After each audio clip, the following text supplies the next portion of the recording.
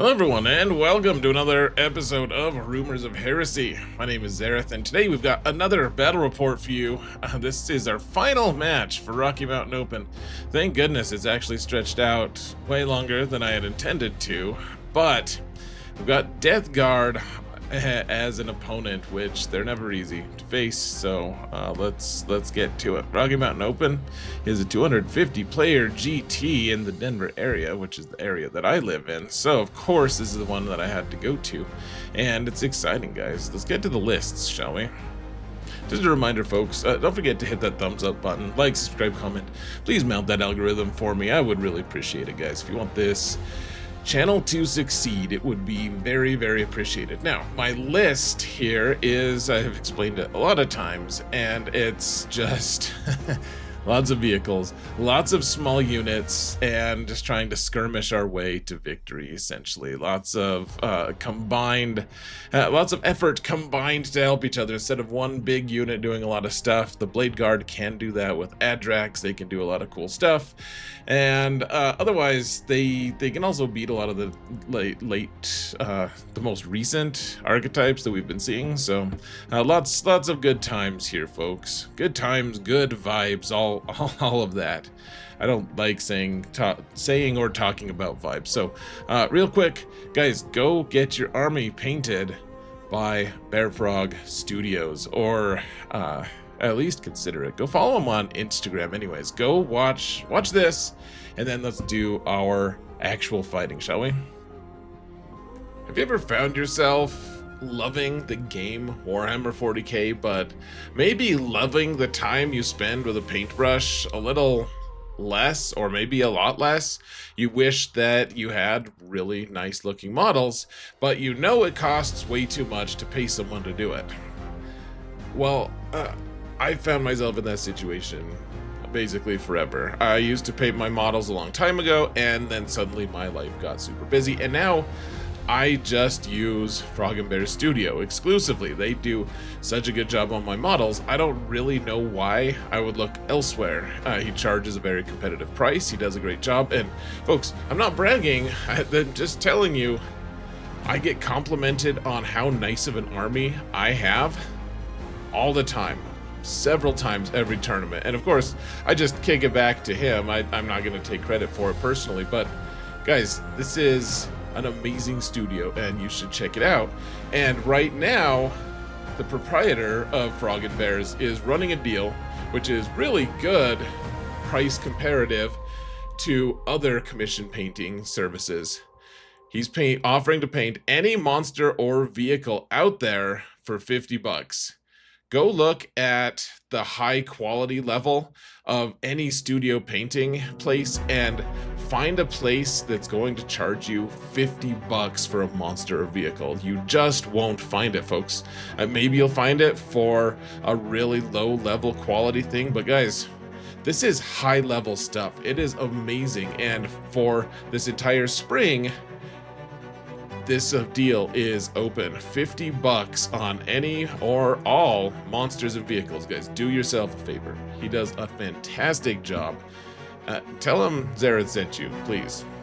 Go follow him on Instagram, or just hit him up on Discord. You can find his information in either the video description, or you can actually see the things listed on this graphic as well. Guys, do yourself a favor. Seriously, go check him out. Oh yeah, let's talk about my opponent's list first. You can see he has so many units himself. It's a very similar list, guys. Tons of vehicles, as opposed to my last opponent who had 1 million models and troops. He has 1 million vehicles and Mortarion, and all the predators, all the bloat drones. Just so much going on here, folks. Plague burst crawlers, and this is a very different type of stat check to the one that I just recently faced. I literally had to reduce the font size to fit everything on there. So yeah, let's jump in and see how it goes. Hey folks, I forgot to say something about this, so I'm making this after I've recorded the full video. But guys, go join our Discord server, please. We need more people to come hang out with us. We're getting more and more discussions going, trying to get more and more channels created and stuff. So join our growing community on Discord. The link is in the video description. I'm also going to try my very best to update my Instagram with pictures and updates for my tournaments. I'm not in the habit. At some point, I'm sure I will just get absolutely addicted, and that's all I'll ever do is Instagram, because that's how social media works, and I've tried to stay away from it. But I also have a link to my Instagram in the video description as well, so go follow me on that as well. So we'll see you in a little bit. And enjoy whatever part of the video we're currently on, but I chose to interject this in there. See ya. All right, so apparently this is after my first turn. I got to go first in this game. It's linchpin, and you guys know my deployment by now for the most part. I think you know, we've got predators on both sides, though in this case the predator kind of came into the middle with the ballistas because I had line of sight. He had placed a guy right about here, and you know, I think I had line of sight to basically anywhere on the board that he could, like, he had too much stuff, kind of. So in reserves, he's got let's see, Typhus, deep striking. He does action monkey things, but he also does a ton of damage. He's got a carnivore, and he's got the predator with heavy bolters on it. This is the plague drone that I was able to shoot. And so I got no priz, and that meant we need to just pick up as many things as we can on turn one. And I think I got established locus as well. I'm lugging right now. Let's see. Yeah, so I had established locus as well. So just one scout sticking his neck out, and right there in the middle. And then he had some nurglings right here that he had infiltrated, and the Incursors just went in and charged him. And then I'm also just threatening this objective. I should have been a little smarter about where this guy was, because if I had been able to have him be somewhere else, like, this is kind of an awkward place for him to see me. Like, he can see me a little bit through here, but not with too many vehicles. And if he crowds too many vehicles here, he's going to be in a weird place to be able to, you know, take other things out. He's also got a plague burst crawler over here that I think I took a few shots at and didn't do any damage to. And otherwise, we've got the Infernus here. I think he's got some cultists in here, possibly. Maybe there's something in here as well. I think there's a Beast of Nurgle in one of them and cultist in the other building. So, I mean, it's linchpin and he gets to go second, which is a huge mess for us, right? Like, that's a fiasco. We don't want that at all, because at the end turn, the final turn, he's able to get 3 on this, and then he can probably get on to at least 2 objectives, maybe a third here, depending, and so that he can get up to 15 points. So we have to be thinking in terms of, how can I stop him from scoring primary in turns 2 through 4? That's the main objective. Stop him from scoring 2 through 4, and you know, score as many secondaries as we can. Like, if we can tie the secondary game, or at least win a little bit on the secondary game, and then tie on the primary, or, I mean, obviously we want to win one of those, right? And the primary is going to be very challenging. So, because he's going to get at least 13, most likely, on the secondaries on turn 5.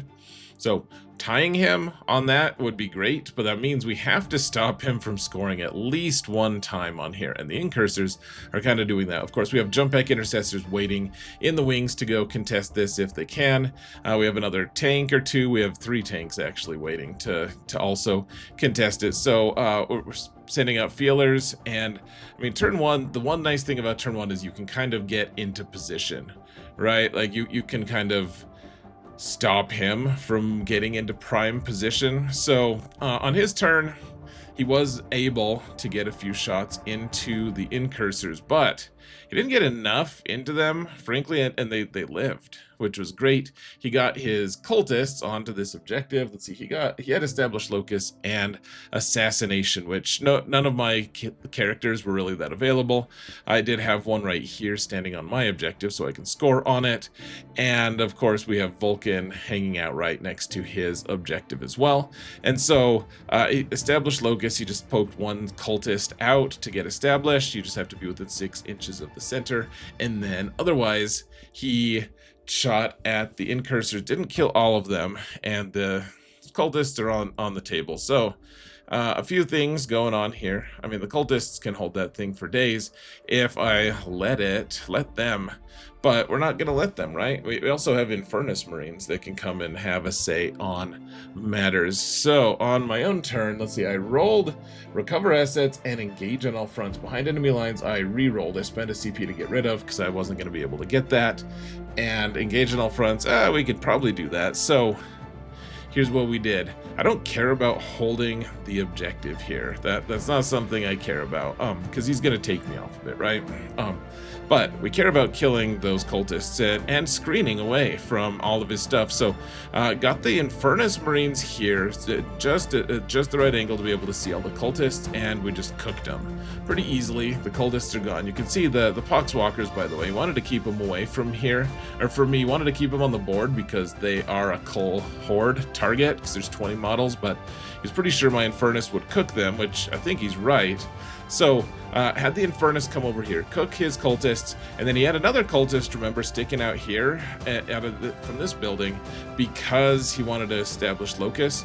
These guys came out, and here's the thing about his list. He only has a few infantry, right? He has the Poxwalkers, which we can kill those things if we need to anyways. But then, he also all he's got left are cultists and cultists. And that's basically it. Everything else is vehicles. So the Infernus Marines are going to have limited use moving forward, right? Like they're just not going to be doing much. So let's get rid of the scoring threat, because cultists one of the tricks Death Guard can do. I've played them enough times that now I'm starting to learn their tricks, guys. That now, like what they can do is they can advance forward and just get everything into contagion range. So whatever contagion range they're at, like turn 1, that's 3 inches, turn 2, that's 6 inches, and turn 3, that's 9 inches. Then all my guys are suddenly -1 to my saving throws. So it's basically like all his weapons, even just his really mundane ones, are already AP1 without any other modifiers. And then it also reduces my toughness by 1. So like things that are strength 6 are suddenly wounding my Marines on 2s. And so having cultists with 10 bodies just run out, and they roll a 6 on their advance, they can just get all the things that I have exposed out. And then even just like his really weak shots are suddenly like AP1, AP2, AP3. It's a fiasco and a half. So killing those cultists is awesome. So he poked one of those guys' heads out. There's 10 of them, but the Infernus Marines, you can see that one guy roasted him, just got him out of there. I also was able to, I brought in the Ballistus Dreadnought here. So between the Ballistus and the Predator, they both shot at, I think this is the moment target, they shot at and killed the Plague Burst Crawler, which is the indirect AoE anti-troop guy. He's got flamers, he's got all that stuff. So he's got his thing here, and we're just protecting this objective as best we can, and also screening up here with the Infernus. So and then the Incursors were here ready to throw a grenade or charge if they needed to. They didn't need to do any of that, so they're just hanging out. He did rapid ingress his Carnivore here, and after a lot of hemming and hawing, and can he actually get there, get onto the objective with his the objective with his Carnivore, it was determined that he couldn't quite do it. And I mean, I think these objectives are like 6 inches anyway, so come to think of it, like with the Incursors where they are, I don't think he'd been able to rapid ingress onto the objective regardless. So Anyways, I think we were paying way more attention to the Infernus. This is all in hindsight. We were just measuring from here. I think the Infernus or the Incursors should have been keeping him off of that objective anyways. And so I'm gonna score. I already did score an extra point here. He's not gonna score on this objective, which is great. That's wonderful. That's exactly what we wanted. We want to keep him. That's 5 points that he doesn't get. We also are doing recover assets. We get engaged on all fronts because we have a unit here, and the Infernus don't quite get it, but we're in 3 different table quarters. So and then recover assets. Who even knows which ones we're recovering with? Probably either like the Dreadnought or the Impulsor, and probably these guys. These guys are just in the back here screening Typhus out. Like, I've measured it all out. There's no 9-inch gap. There's no gap within my 9-inch thing that lets Typhus be able to deep strike and mess with us in our back zone. So let's see, on his turn, did I just take a second picture here? It looks like I'm just prone to taking double pictures here, guys. I was very tired. This is game 6, and we're both pretty wiped out. So picking up a few good models here. Got all the cultists, the Nurglings, and one of the drones, and a Plague Burst Crawler. Oh, and I think at some point I saw the little fart card is what they call them, the fetid bloat drone thing. Is that what it's called? I don't even know where it was. I think it was over on this end, actually, somewhere. And you know, I was able to snipe him out as well. So like, he's losing a few assets here and there, which is great. We need that because he's still got a lot. He's still got 3 predators. He's got one more of the indirect fire guys. He's got Mortarion or whatever his name is, and he's got another blow drone here. He's got the carnivore, still a ton of vehicles, just a ton of vehicles. He's got a beast of Nurgle somewhere. So let's see, on my turn, well, let's see, on his turn, he had recover assets and area denial, which who knows how he was able to get that. Apparently I don't have the things to be able to show that. He got the beast of Nurgle out and got him onto this objective, and he was able to shoot the Infernus dead, which, I mean, that's obvious that he would be able to. The Infernus here are probably just going to die as well, and the Incursors. For his stuff, he had recover assets and area denial. Recover assets, fairly easy to get. Area denial, he has to put his beast of Nurgle here, and so once again he's on the objective.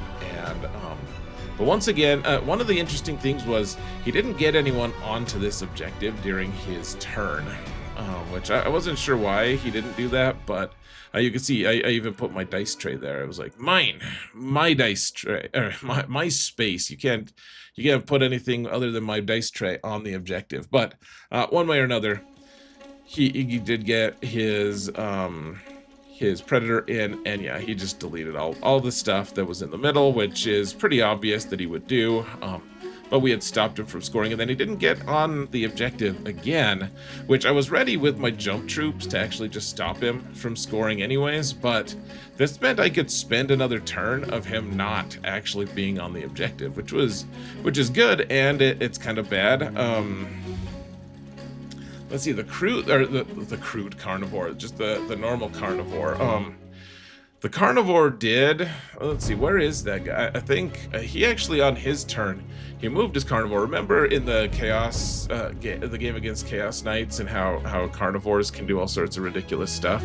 His carnivore, I believe, moved, like, he was able to get in, and let's see, I rapid ingressed my jump troopers here, I believe, on his turn, and so his carnivore came over and charged these guys, the Infernus Marines, and I think that just left this objective so that he couldn't really get onto it that easily, or maybe he just wasn't thinking about that or something. I don't really know, but one way or another, his carnivore came over here, and that was kind of nice because then we could just shoot it, right? Then that's what we can do. My face is getting in the way, folks, but here, let's zoom in and you can see it a little bit better. So we got the second, or the final predator in over here, and because he had charged the the carnivore into the Infernus and wiped him out pretty easily. Like he was visible to like everything. I think he was towed into this zone as well. So yeah, we have the storm speeder that shot him, the predator, another predator, a ballistus. Everything could just shoot him, and we didn't even need to charge the jump infantry in. And otherwise, if he had gotten someone onto this objective, I would have just sent the jump intercessors over to contest, but we can wait another turn now, right? Like we can wait. So this is 2 turns he's not scoring primary, which is great. If we could do a third turn, like remember, we're only scoring primary in 4 total turns. Turn 5 I can't stop because that's at the end of turn 5 for him, end of phase or end of turn that he scores, and so he's just going to be able to walk on to all the objectives on turn 5. But in turn 4, 2 through 4, that's when we can contest and stop him. So he had a Beast of Nurgle here that the scouts came over here, and I think that this guy, this predator was able to shoot him down. So that worked out. And then I think, let's see, did I get a few? I think I got a few other shots off, but yeah, so he's still got a bloat drone, he's still got Mortarion, the Poxwalkers, all 3 predators, and then yeah, he's got the indirect fire dude. And I mean, he's losing a lot of assets, but he's still got quite a bit, and now his contagion range is just out of control. I was glad it was a pretty strong turn, killing the carnivore and taking out the Beast of Nurgle and another something or other, who even knows, guys. Didn't really kill that much, I guess, but we stopped him from scoring. And on my turn, I was able to get, let's see, sabotage and secure no man's land. That was the other thing. So we got sabotage as well. I don't even know. It was probably just like Vulkan squad, because he's not really threatening to charge them right now. No, it was actually just the it was the combi lieutenant was what it was. He's way back here because Vulkan and company are just on the objective, setting up shop, just waiting. And meanwhile, I've scored a couple times. Like I need him to just ignore my expansion objective. I don't want him to stop me from scoring there. So, anyways, this is another picture of the exact same thing. Jeez, Zareth, what's going on? Like, you skip a turn and then sometimes, yeah. Okay, so let's see. Moving in, yeah, so he did end up getting onto this objective with his Predator, and otherwise, yeah, Mortarion gets onto the middle objective. Let's see, he gets containment and sabotage, and he wants to kill the scouts, and he wants Mortarion.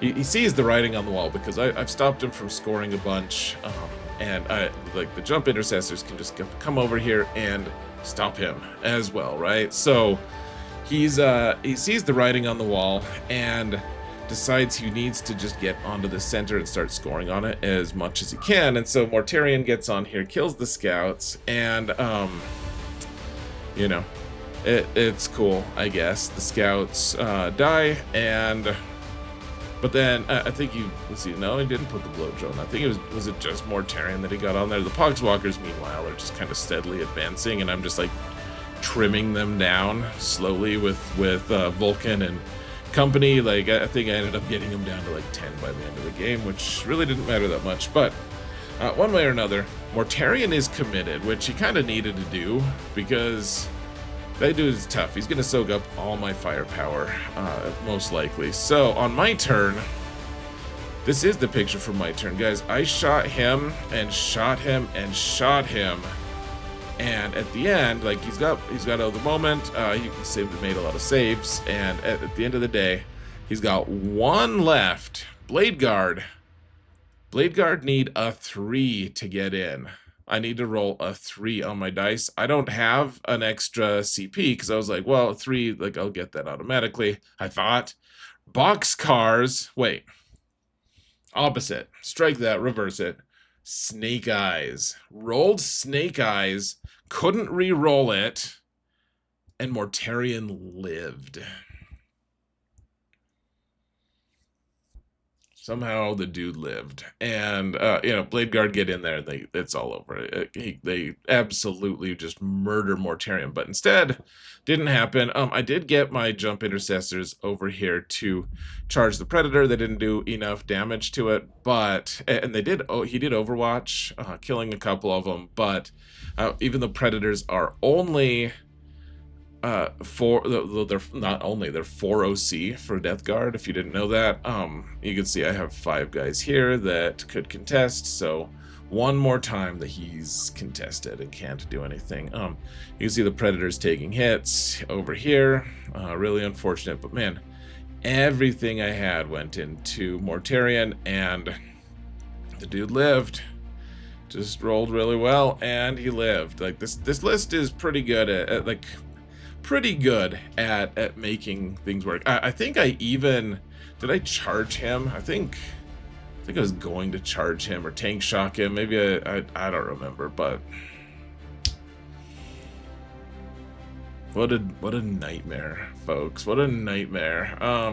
Couldn't kill him. So, but I'm contesting all the objectives at least, which is the good thing. And then let's see, on his turn, he killed a ton of my stuff. Like you saw the congestion of vehicles there, and all the stuff. The Blade Guard, I killed all of it. Just wiped everything out. Blade Guard, and yeah, I think this is the final slide actually, guys. This is after my turn. So turn 5, he killed all the stuff. But I can still contest the objective in theory. Well, I can't really contest it. I can't hold this, but at the same time, I scored on my objective for the final time. So I got 8 every time because I got 3 for here, and just got 8 or 5 on my expansion every time. He wasn't able to contest that, which was huge. Otherwise, of course, he killed the jump intercessors.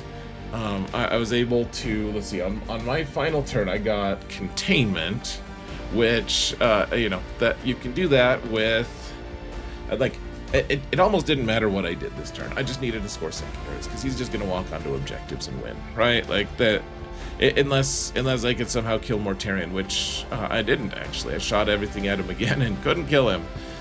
So at the end, I did actually, I tank shocked him too with the ballistas, and that also failed. I couldn't kill him. After like, just unkillable dude. Blade Guard are dead. The Ballistas is dead. Adrax is dead. He did have Typhus here, which that was my the moment, because Typhus was over here, and I got Assassination on turn 5. I got Containment and Assassination. So Containment, we just have our Combi Lieutenant over here do it. That's why the speeder over here, the Storm Speeder, came over just to contain. Look at his, he even got his tank onto my objective here, guys. My home objective, because I didn't have anything there anymore, because he's able to kill all the intercessors and stuff. At the end of the day, yeah, so I killed Typhus. But, you know, Vulkan was ready to charge him and stuff, but I didn't need to. Typhus died fairly easily, and then Mortarion, I tried to tank shock him, I tried to shoot him with more stuff, didn't work, and that was it. That's all she wrote. So he scored a 15 because he was able to get onto my home objective too, and you know, his final turn, he's getting decent secondaries as well. Let's see. Looking at the scores, yeah. So we got Cleanse and Storm hostile objectives. So he's able to just drive his tank onto this objective and hold it. So he stormed that hostile objective. He didn't have to come onto this objective or anything, though I think he would have gotten it on his expansion anyways. And or no, I guess not that. It doesn't matter.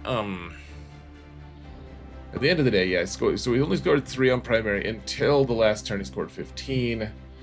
So that gave him a total of 24 for primary. I got 32 for primary, so I outscored him on that one. On secondaries, he ended up scoring more on secondaries. He got 36 on secondaries. He just kept rolling really good ones and just scoring them like crazy. So he got 36. I got 33 for a final score of 75 to 70.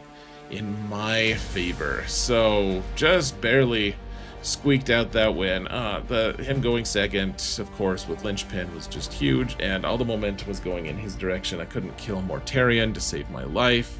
Good thing I didn't have to save my life. His Predator almost died there, but just barely. Whew, I was so drained. I was so tired. And you know, he's from Nick is a really good player. He's from the Denver Mountain Trolls, which is one of the best teams in the country. And I've played him before in a tournament. Actually, I barely beat him then, but really good competition. Really, I think you've seen a battle report against him, actually, folks. A little bit ago against a very similar list, but in that one he had Radagast, and Radagast just died. This time Mortarion, I just couldn't kill him, dude. I think I quote unquote should have, if that makes you guys feel better. Like, I just got unlucky, but it happens. It does happen. So all the momentum was on his side, but I was able to stop him from scoring. Yeah, I think at the end, if we had played to turn like 1000, I don't think I would have stood a chance. All the momentum was on his end, but we didn't play to a turn 1000. We played to turn 5. I stopped him from scoring his home or his expansion objective all game, and that was what ended up winning it for us. So good match to Nick, and yeah, that was a good game. Scary game, 75-70, and that's all she wrote. So let's talk about final tournament results here. All right, so I ended up going 4-2, which honestly, that sounds so foolish to say this, but it actually felt disappointing. I had thought that this list could do a lot more, and to be honest, not really. That's like, in hindsight, against Tau, that first game, I had a lot of things that just kind of went against me. You know, from being losing all the important roles for, you know, going first, and you know, or going second, more importantly, and just a lot of really bad, just like, well, that normally almost never is going to happen kind of roles. Against a really good opponent, like, sometimes you just get diced, you know, especially if you lose the first turn, second turn roll. And he had some good tricks, and so, you know, don't feel too bad about that. And then the Gene Stealer Colts game, you guys saw that, you know, and maybe it's excuse making on my part, maybe it's not. Just for whatever reason, the clock thing was really frustrating. But I mean, I scored well, and I did let him score a lot. He's a good player. He ended up going 5-1. And you know, all my opponents ended up being really good.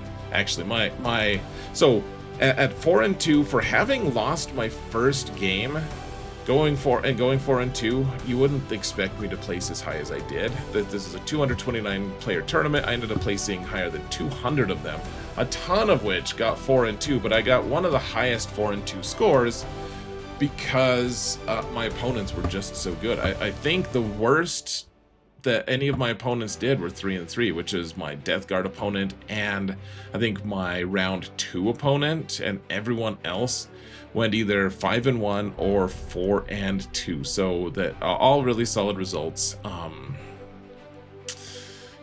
As I say, a little bit disappointing, but I did have really good opponents, and I still ended up doing decently well against them. So looking at just tracking my, I don't really put a huge stock in rankings, this ELO rank thing, but I have improved my rank again a little bit. It's just fun to see where the numbers are taking us. So after my first tournament going 4-2, my first big tournament going 4-2, I was at, you know, 4100 rank, and then after LVO, I obviously increased my rank quite a bit, so, you know, 1200 or something, and now I'm approaching top 1000 on the ELO ranks. Interestingly enough, because of my results at RTTs and such, and this tournament too also helped, I'm actually ranked number like 19 in the United States on ITC rankings, and like number 61 in the world, something like that, which sounds, I mean, that's too high. It just is. That's what ITC rankings have me at. I don't put any stock in it really, but that's where I'm at. It's kind of funny. It makes me feel amused. That sounds like a good goal. one day that would be awesome to be the number 61 player in the world. Like, I would take that. That sounds awesome. But I'm not, and so let's not even dwell on it. I think this ELO rank thing is probably a lot closer to where I'm actually ranked. Okay, so what's the next event? When this is being published on Saturday, I will be playing the first round of the Sandia Slaughter GT in Albuquerque. So I'll be driving down for that, and it'll be 5 rounds. Should be interesting. I think I still haven't submitted my list as of this recording, but I need to submit it today. I think I'm taking an Ultramarines list because it's $1,000 of store credit, guys. And I don't have money right now, so that would be cool if I could win it. And I'd like to give myself my best chance, and I would just like to play something a little different. I've been really playing a ton of Salamanders lately, and I will be going back to Salamanders soon, like probably right after this GT. But yeah, I'll probably be playing Ultras in that one with Roboot and Marnius and the gang, and then we'll be doing this team tournament coming up. I was for a while gonna play Imperial Knights, and now that burden has been lifted from me because the person playing Marines decided they wanted to play Imperial Guard, and so that left an opening. Actually, that kind of a cool thing. The people I'm playing on, the team I'm playing on is the Denver Mountain Trolls. They're one of the best teams out there, and they just destroyed the last Denver Fight Club team tournament. They just ruined everyone, and I'll be on that team this time. So I'm excited to see what I can do, see if I can contribute. It should be fun. And then we've got another 40k Fight Club GT in August, which will be fun. I'm already signed up for that. There's also probably a couple others in the works, like RTTs. I think maybe at least one more GT in between then as well, potentially in Omaha or something. We'll have to see. So lots of stuff coming up, guys. Stay tuned. I appreciate all your support. Remember to hit that thumbs up button if you haven't already, and I'm going to take off. So thank you so much for watching, and remember that if you didn't hear it from me, it's probably heresy. Wish me luck, folks. The events are all linked in the video description, so you can follow me on my path. It should be fun. Oh, join the Discord server too, guys. It's fun. See you in a little bit.